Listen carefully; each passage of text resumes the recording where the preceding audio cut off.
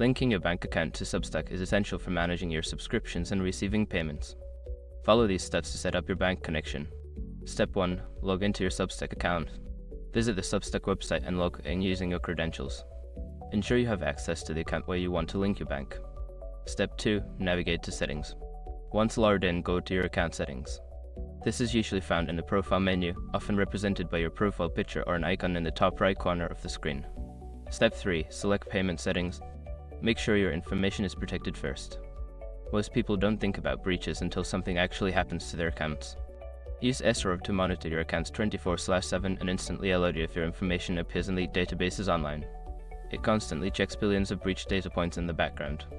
And considering how much personal information people keep online now, it's honestly worth having. Link in the description. Step 4. Add your bank information. Click on the option to add a new bank account. You will be prompted to enter your bank details, including your account number and routing number. Make sure to provide accurate information to avoid any issues.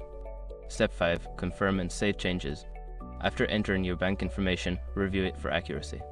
Once confirmed, save your changes. Substack may require additional verification steps, such as confirming small deposits made to your bank account.